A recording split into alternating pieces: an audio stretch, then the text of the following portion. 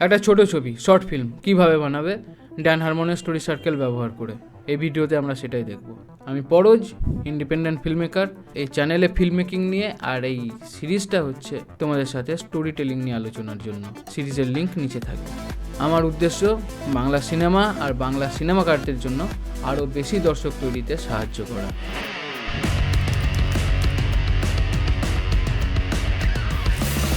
ছোট ছবির ক্ষেত্রে সমস্যা হলো যে তোমার কাছে বিল্ড আপ, জার্নি, ক্লাইম্যাক্স এর জন্য খুব বেশি সময় থাকবে না। একটা 2 ঘন্টার ছবিতে তুমি 5 মিনিট 10 মিনিট ধরে বিল্ড আপ করতে পারো, কিন্তু যেখানে তোমার নিজের ছবিটাই 5 মিনিটের, সেখানে তোমার কাছে আছে কিছু সেকেন্ড। আর যদি শুরুতেই তাদেরকে তুমি এঙ্গেজ না করে নাও, তাহলে এই শর্ট ফিল্মগুলো থাকে বিভিন্ন প্ল্যাটফর্মে, খুব সহজেই দর্শক তোমার ছবি ছেড়ে বেরিয়ে চলে যাবে। আমি এরকম বহু কাজ দেখেছি যেগুলো শুরু হয় বিভিন্ন রকম মন্তাজ দিয়ে, যেগুলোর গল্পে কোনো দরকারই থাকে না। আজকে আমি তোমাদেরকে দেখাবো কিভাবে ড্যান হারমনের স্টোরি সার্কেল ব্যবহার করে কোনো ছোট ছবি বানাতে পারি। আর শেষে থাকছে তোমাদের জন্য একটা চ্যালেঞ্জ।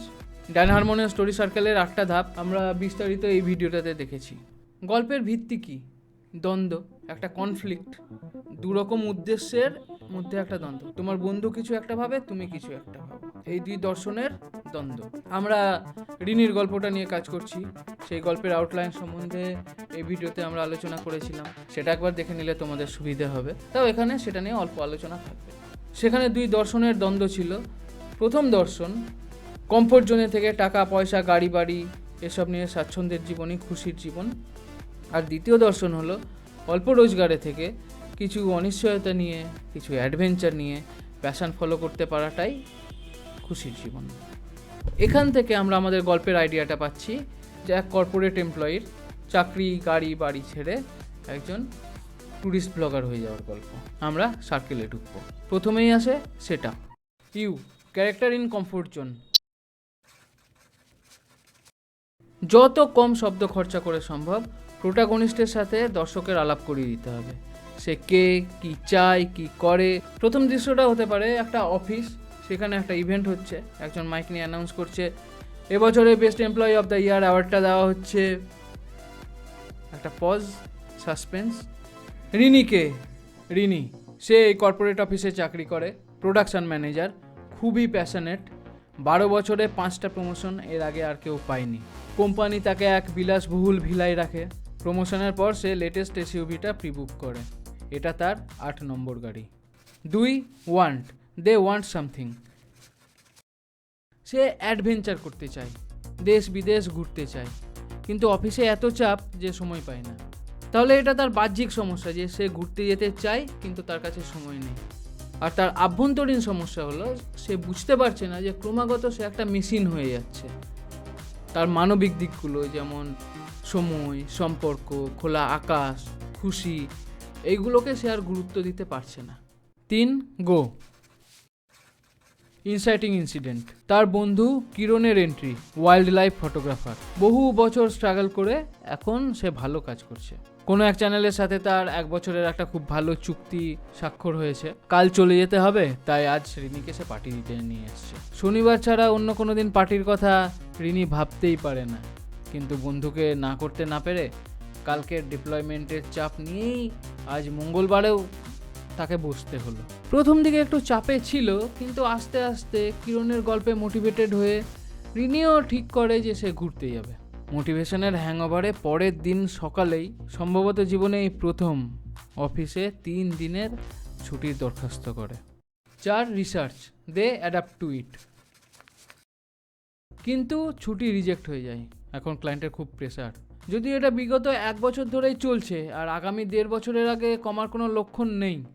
মালিক তোমাকে আরও প্যাকেজ, আরও প্রমোশন দিয়ে আরও দামি চাকর বানাতে পারে, কিন্তু তুমি যতই তার জন্য জীবন দাও, তার কাছে কি তার প্রজেক্টের চেয়ে তোমার দাম বেশি হবে? রিনের খুব রাগ হয়। অসুস্থতার বাহানায় সিকলিভ মেরে অফিসে ডুব মারে। 5, get, they get what they wanted. সে চেয়েছিল দার্জিলিং ঘুরতে যেতে, ঘুরতে যায়, একটা হোমস্টে নেয়, ঘন্টার পর ঘন্টা খাদের ধারে বসে থাকে, নদীর ধারে বনফায়ার করে, রোমাঞ্চও হয়, হয়তো দত্তবাবুরও দেখা পায়, ব্লগ বানায়, কিন্তু অফিসে ধরা পড়ার ভয়ে সেগুলো আপলোড করতে পারে না। অনেক দিন পর তার ছোটোবেলায় ফিরে যায়, যখন সে তার বাবা মার সাথে ঘুরতে যেত। অ্যাডভেঞ্চারের নেশা তখন থেকেই। তারপর কখন যে কর্পোরেট জগতে হারিয়ে গেল নিজেও মনে করতে পারে না। এত বছর পর আবার বেরিয়ে 3 দিনের জায়গায় 7 দিন কাটিয়ে ফেলে। 6 pay they pay a heavy price for ইট।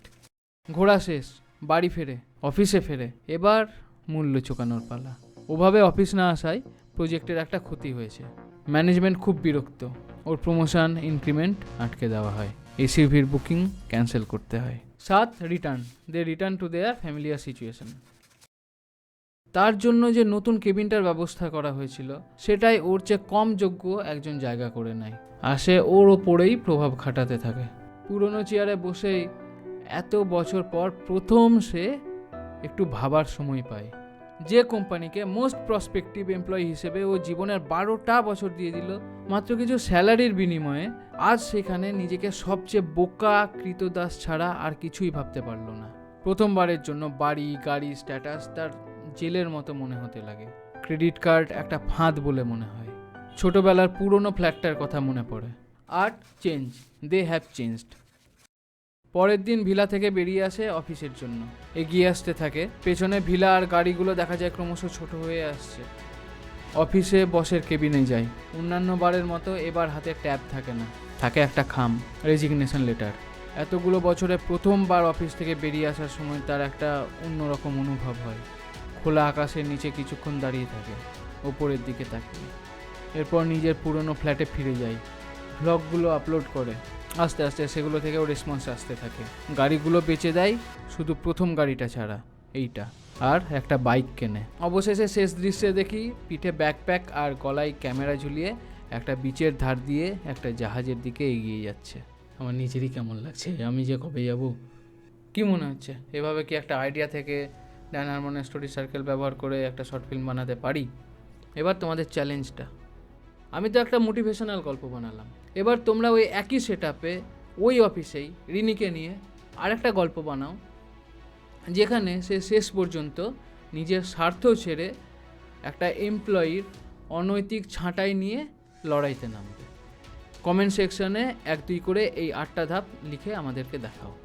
দেখো, এই আলোচনাটা দুপাক্ষিক হতে হবে। তোমার কি ভাবনা সেটা আমরা শুনতে চাই। এখানে কেউ কোনো রকম জাজ করবো না, বরং আমরা চাইবো তুমি তোমার মৌলিক সৎ ভাবনাটা আমাদের সাথে শেয়ার করো। তাহলেই না সুস্থ আলোচনা, তখনই না আমরা বাংলা সিনেমাকে সবাই মিলে কিছু না কিছু কন্ট্রিবিউট করতে পারবো। যদি এই ভিডিওটা তোমাদের আর একজন দর্শক পেতেও সাহায্য করে থাকে তাহলে আমার পরিশ্রম সার্থক। পরের ভিডিওতে আমরা, ওটা সাসপেন্স থাক, নোটিফিকেশান অন রাখলে দেখতে পাবে। আর ততক্ষণ বল্লভপুরের রূপকথায় ড্যান হারমনের স্টোরি সার্কেল ঠিকঠাক স্যাটিসফাই করছে কি না সেটা দেখার জন্য এই ভিডিওটা দেখতে পারো। আর তোমরা কোনো প্রশ্ন করছো না এই ভিডিওগুলো আদৌ তোমাদের কোনো কাজে লাগছে কি না, বা কী করলে এটা আরও বেটার করা যায়, এরকম সাজেশান তোমরা আমাকে দিও। আমাদের ফিল্ম মেকারদের কমিউনিটি বানাতে তোমরা নিচের ফেসবুক পেজটা জয়েন করে নিও। আর ভালো রেখো, ভালো থেকো।